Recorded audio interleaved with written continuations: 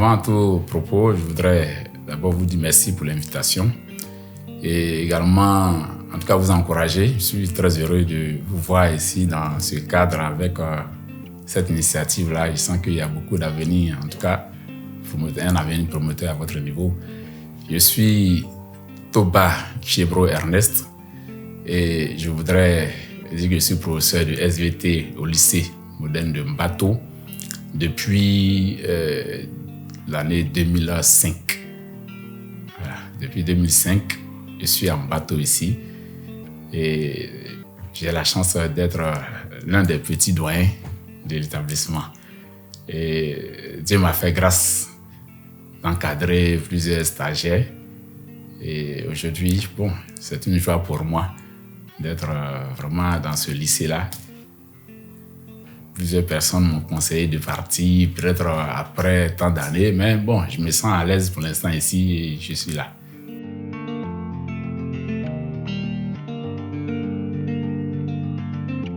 Ce qui m'a motivé, véritablement, c'est la présence, la prestance d'un professeur de SVT. J'étais au collège Voltaire de Marcory, qui était, et j'espère continue d'être une école d'excellence. Notre professeur de SVT, on était en 6e. En tout cas, j'ai aimé sa manière d'enseigner, j'ai aimé sa manière d'être parce qu'il était très jeune. Et depuis la 6e, je me suis dit que je vais être professeur de SVT comme ce monsieur. Et ce monsieur, c'était M. Charles Boli. Vraiment, j'ai beaucoup aimé sa manière d'être. Et c'est tout cela qui a été comme une étincelle. Bon, mais il faut le dire, hein, après ces vœux, ces intentions-là, bon, au fil des années, on a commencé à oublier un peu, puisqu'il fallait étudier et c'est ce qui s'est passé. Dieu m'a fait grâce. En tout cas, j'ai été, je ne sais pas si c'est nécessaire de le dire, j'ai été boursier de la 6e jusqu'en terminale et je suis allé à l'université, boursier entier. Et ça fait que quand j'ai eu mon bac, arrivé à l'université, la première chose, contre toute attente, parce que j'avais un peu oublié ce que j'avais dit en 6e, c'était d'être vraiment, il voulait être orienté en physique-chimie. Et comme Dieu sait faire les choses, en tout cas, il rend grâce à Dieu, qui permet vraiment qu'on se rencontre aujourd'hui, qu'on en parle. Dieu a permis qu'on m'oriente plutôt que ce soit, je veux dire, au lieu d'être en physique-chimie, on m'a envoyé en sciences de la nature et de l'environnement. Voilà. Alors que j'avais dit depuis la 6e que je voulais être professeur de SVT. Et après cela, on était à Bois-Diamé. En son temps, à Bois-Diamé, il fallait être parmi... En tout cas, c'était une grâce parce que beaucoup ont été exclus. C'était difficile, les conditions de travail, point oui, point non. En tout cas, ceux qui ne tenaient pas là étaient exclus. Voilà, pour la petite histoire, nous qui faisons les sciences biologiques, on assimilait l'université d'Abouba-Djamé. Avant, c'était UAA, Université d'Abouba-Djamé. Alors qu'en génétique, il y a un codon qu'on appelle codon stop, qui est UAA. C'est-à-dire, lors de la synthèse des protéines, voilà, arrivé à ce codon stop-là, il y a fin de synthèse. Et donc, vous imaginez tous ceux qui passaient par Abouba-Djamé. Vraiment, en tout cas, la grande majorité était exclue.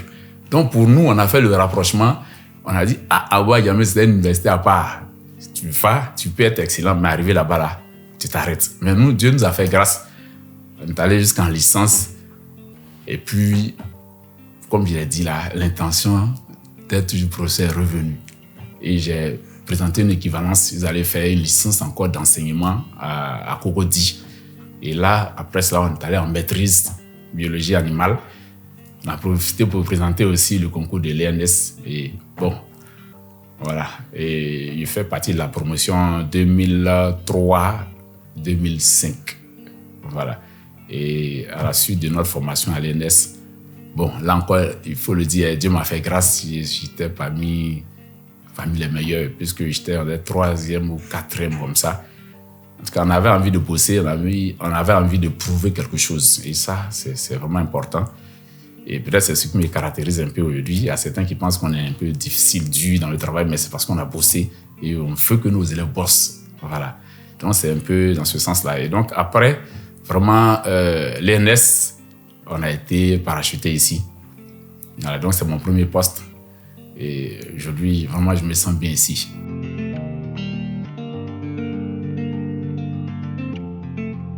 concernant la formation professionnelle, bon, moi, personnellement, j'étais très heureux, je n'ai pas eu véritablement de soucis. Mais l'INS, en son temps, avec M. Al-Shama, c'était quand même la rigueur. C'est la rigueur. Je pense que tout ça, ça nous a aidés. Hein. Ça nous a aidés parce que même quand on compose, il faut éviter de faire des erreurs. Voilà. Donc, on a appris. Tout ça nous a appris à écrire. En tout cas, moi, personnellement, ça m'a aidé à écrire sans tâche et sans brouillon. Voilà. Donc, si je dois me référer à un brouillon, c'est que, voilà, il y a quelque chose qui va pas. Sinon, j'ai appris à rédiger les choses comme ça. Donc, ça m'a beaucoup aidé. On a appris beaucoup de choses. Les choses se sont tellement bien passées que, bon, en tout cas, on a gardé de bons contacts avec les enseignants et les collègues aussi qui, aujourd'hui, sont devenus professeurs de SVT. Bon, vraiment, il y a eu plusieurs. En tout cas, en ce qui concerne les tournants, on ne peut pas énumérer les choses comme ça. Bon, il y a des petits moments qui nous ont quand même marqués. Je vais prendre à travers cette petite histoire l'exemple d'un élève que j'avais eu. Voilà, que j'avais eu et qui aujourd'hui, il fait partie des gradés de l'armée ivoirienne. Voilà. Mais moi, je ne savais pas. Et un jour, là où j'habite présentement, j'allais à la maison et il y a une dame qui m'a interpellé. Elle a dit « Bonjour, monsieur ». Elle dit « Oui, bonjour, madame ». Elle m'a dit « C'est vous, monsieur Toba ?» Elle dit « Oui, oui ». Bon, j'ai dit « Vraiment, mon fils m'a dit si je vous vois de vous dire merci ». Bon, il dit « Votre fils ?» Bon, je ne comprenais pas trop. Elle dit « Oui ». Et puis, elle a rappelé le nom de l'élève. Il dit « Ah oui, oui, celui-là ». Que devient-il? Elle m'a dit il fait sa formation à Zambakro. Voici. Mais il m'a dit que si je vous vois, si je vous rencontre, je vous dis merci à cause des conseils, à cause de la rigueur, à cause des choses que vous avez inculquées, en tout cas à leur promotion. En tout cas, moi, personnellement, ça m'a fait chaud au cœur. Je me suis dit, donc ce n'est pas vain ce qu'on fait. Et donc, il faut redoubler d'efforts, il faut encore continuer. Il y a un autre que j'ai croisé il y a 2 à 3 ans, hein, un élève de Mbatou. On s'est croisé et puis il m'a dit, monsieur, vraiment, je suis allé au Maroc. Parce que moi-même, je suis devenu formateur. Je suis devenu formateur au niveau spirituel. Mais je ne cesse de parler de monsieur Toba. Il dit, comment ça? Il dit, oh non, monsieur, vous étiez rigoureux. Et ça nous a aidés. Vraiment, bon, moi, sérieusement, j'avoue que je ne vois pas trop ce côté-là.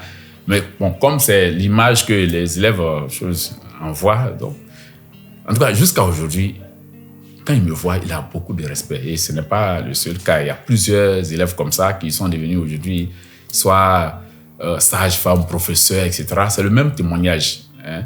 Quand je vais à l'hôpital de Mbato, il y a des élèves qui sont devenus soit sages-femmes ou bien infirmiers. En tout cas, ceux-mêmes qui sont ailleurs. Parce que souvent, je suis en contact avec certains qui sont en Inde, qui sont en tout cas au niveau de la Côte d'Ivoire et autres. Aux États-Unis. En tout cas, il y a ce témoignage-là. Et ça, ce sont des choses qui me font chaud au cœur parce que je me dis que tout ce que nous avons dit là a servi. Parce que l'objectif d'un enseignant, c'est ça. C'est-à-dire, à travers lui, d'autres aussi deviennent peut-être même mieux que lui. À travers ses conseils, que d'autres, enfants qui ne connaissaient pas, c'est l'école qui a permis qu'on se connaisse, que ces enfants-là deviennent des cadres de ce pays. Ces enfants-là deviennent des gens qui apportent à ce pays. Des enfants qui, en retour, reconnaissent quand même notre importance dans leur éducation, dans leur vie. Et là, ce sont des choses qui m'ont marqué. J'ai commencé en tant que professeur de collège. Et c'est vrai, contrairement peut-être à nos aînés qui avaient un salaire encore plus bas, nous, on était à un certain niveau qui n'était pas mauvais, mais il veut dire, par rapport à aujourd'hui, il y a une grande, grande différence. Et je le dis parce que je n'ai pas baissé les bras. À chaque fois qu'on a parlé d'un concours, vraiment, j'ai postulé. Et aujourd'hui, je me retrouve au grade, je vais dire A4, mais bientôt A5. Je suis devenu professeur de lycée. Et la différence de salaire, en tout cas, aujourd'hui, me réjouit le cœur. Voilà. Parce que c'est bon de travailler, mais c'est encore plus intéressant aussi de se sentir à l'aise. Voilà, j'ai connu des professeurs qui avaient des difficultés. Donc aujourd'hui, ça fait partie des tournants importants dans ma carrière. De savoir qu'au niveau financier, là, en tout cas, je bénis Dieu, je n'ai pas véritablement... Voilà, je vais dire, bon, je ne vais pas dire que je suis à 100% satisfait, mais par rapport au début, ça va. Voilà, ça va. Je bénis le Seigneur pour cela. Il y a un grand bond du professeur de collège avec un salaire X au professeur de lycée, on va dire inspecteur principal avec un salaire autre. En tout cas, il y a une très grande différence.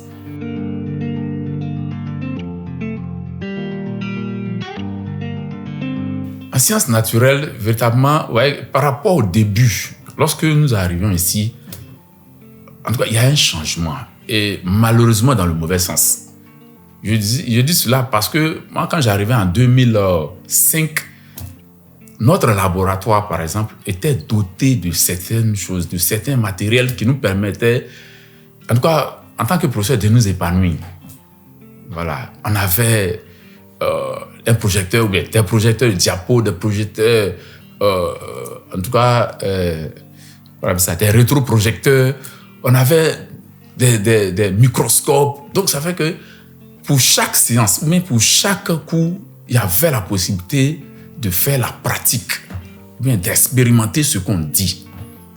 Et ça nous facilitait la tâche. Mais aujourd'hui, véritablement, c'est avec beaucoup de regrets. Parce que, comme je l'ai dit, ça fait quand même plus de 21 ans aujourd'hui que je suis dans ce lycée-là. J'ai beaucoup de peine à voir que pratiquement tout ce que nous faisons là est théorique. Alors que nous sommes une science expérimentale. En tout cas, les SVT, ce sont des sciences expérimentales. L'élève, c'est vrai, il a besoin de copier, mais il a besoin de voir cela. Il a besoin de manipuler. Il n'a plus rien. Notre labo est pratiquement inexistant.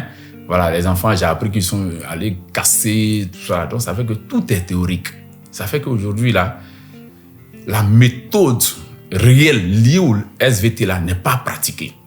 Voilà. Mais si cette question m'était posée il y a quelques années, il aurait dit qu'on utilise les expériences pour matérialiser un peu la connaissance que nous inculquons aux enfants.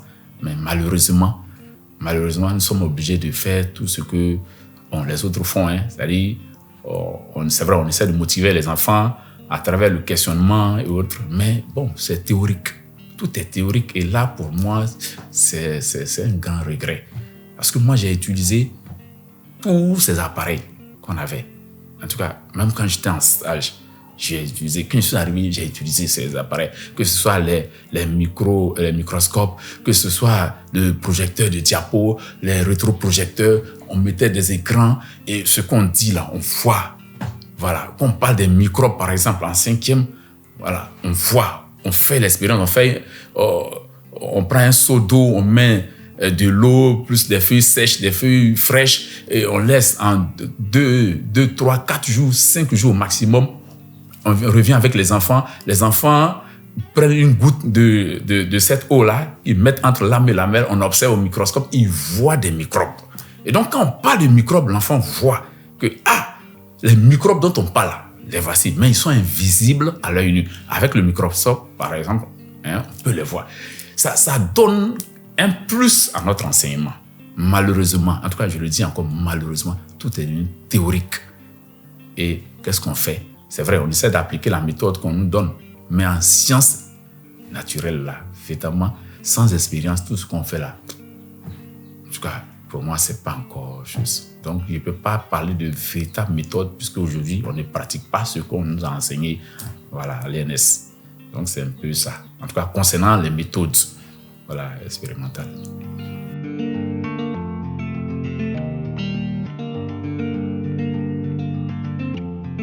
Merci pour cette question-là.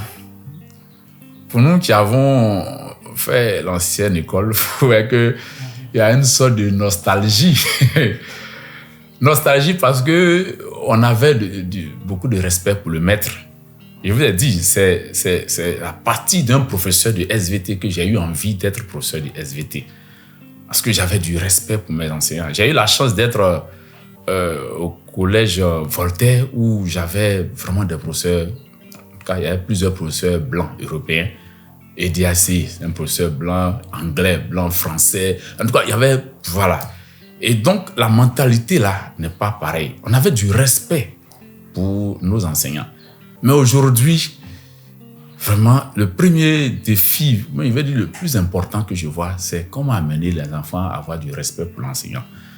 Parce que pour accepter la connaissance venant de quelqu'un, il faut avoir du respect pour ce dernier ou cette dernière. Malheureusement, les enfants ne respectent plus l'enseignant.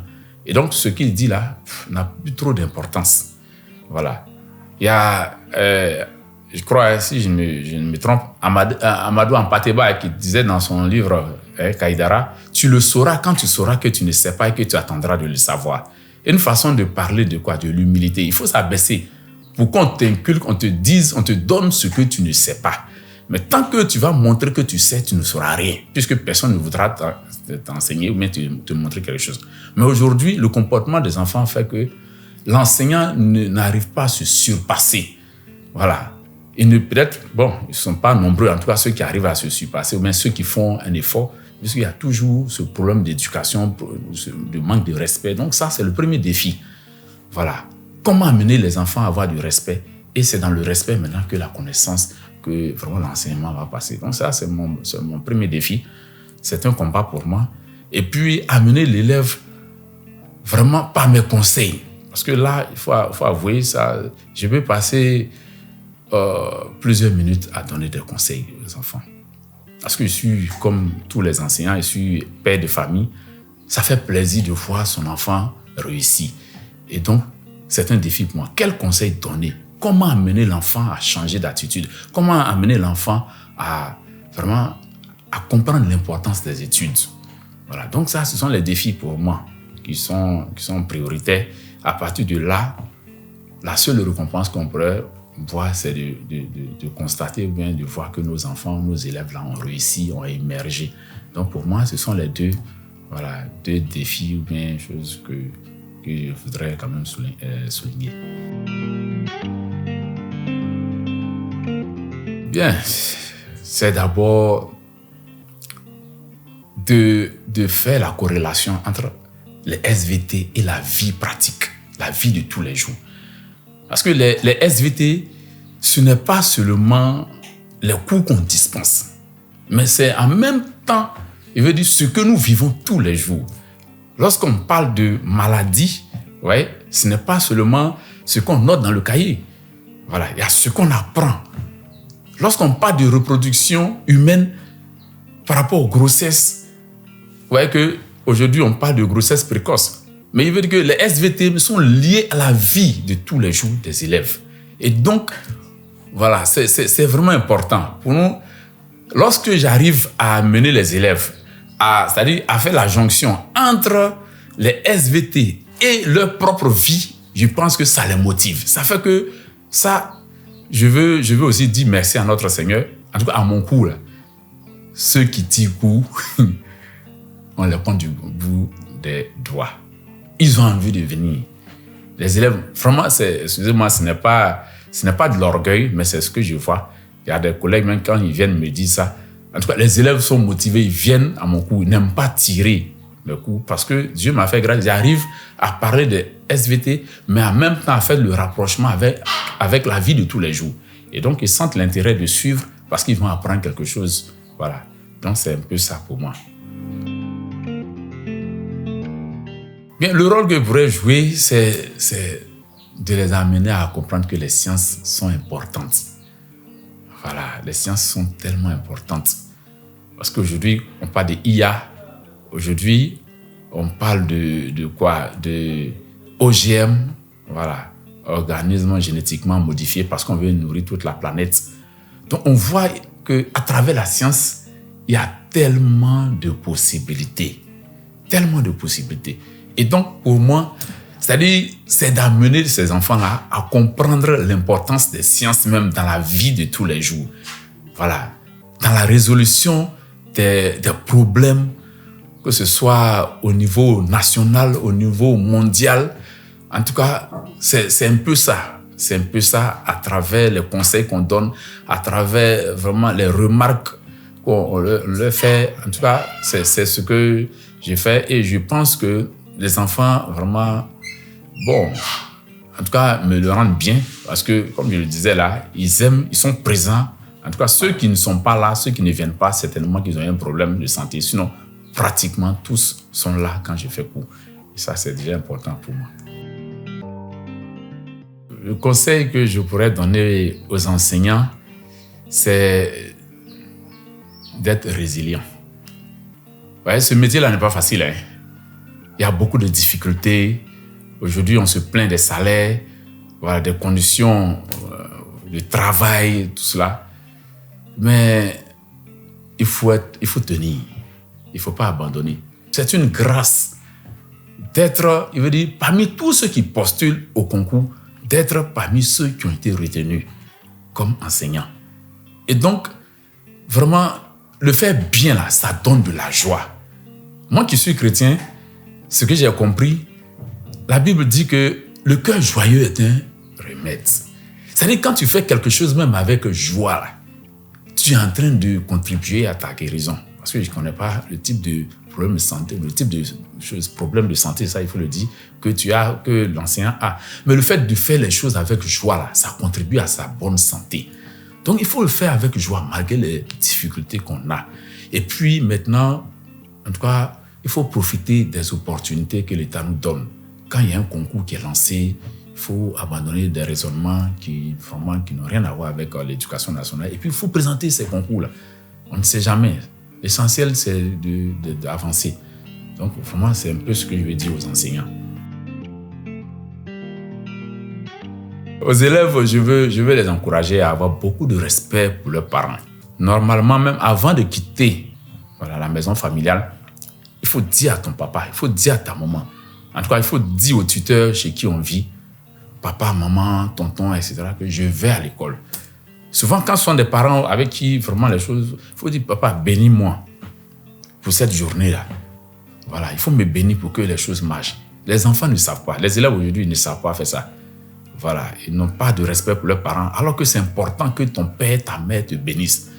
Et puis, il faut aussi, comme je le disais, avoir du respect pour l'enseignant. Parce que, à travers les conseils de l'enseignant, on peut devenir quelqu'un. On peut devenir vraiment ce qu'on souhaite. Voilà, on peut même réussir son orientation ou bien sa vie professionnelle. Parce que la connaissance, l'ivresse est bonne, mais elle est incomplète. Voilà, c'est l'ensemble de ces choses-là qui, aujourd'hui, amènent quelqu'un à réussir ou bien à être heureux. Donc, voici ce que je vais demander aux élèves, concernant les parents et les enseignants. Maintenant, demandez encore qu'ils apprennent à s'asseoir pour travailler. Il faut s'asseoir pour travailler. Aujourd'hui, les enfants sont pressés. Voilà, ils n'ont plus le temps, même rester 2 heures d'affilée comme ça en train d'étudier, c'est devenu difficile. Alors que pour nous qui faisons sciences, véritablement, on voit que c'est lorsque l'élève prend du temps à s'asseoir, à faire des exercices, à étudier, qu'il s'en sort plus facilement. Donc, voici un peu ce que je peux dire aux enfants. Bien, vraiment, j'avoue que je suis dans la joie, hein, véritablement. Je m'attendais à tout, sauf à ce cadre dans lequel vraiment je suis présentement. Et je veux, en tout cas, t'encourager, en tout cas vous encourager, en tout cas, soyez ton équipe. Et c'est de prier pour que Dieu vous bénisse. Voilà, que Dieu vous bénisse, parce que moi je crois que Dieu bénit. Je crois toujours que le Seigneur ouvre des portes. Et donc que Dieu vous accorde cette grâce-là. Avoir une idée, c'est pas mauvais, mais que la grâce de Dieu soit sur ce projet-là, sur cette entreprise, pour que cela serve de leçon, bien serve d'exemple à d'autres. Voilà. En tout cas, que Dieu vous bénisse, que Dieu fasse que vous puissiez réussir cette entreprise-là et que les choses marchent comme vous le souhaitez. En fait, c'est parti pour des dizaines d'années, parce que dans 20 ans, 30 ans, ces images-là seront là et on dira, ah, voici mon professeur, ah, voici mon collègue. Et là, c'est important. Et le mérite vous revient. En tout cas, je bénis le Seigneur pour vous. Merci encore et puis merci pour avoir associé votre image aussi à ma modeste personne. tout cas, merci.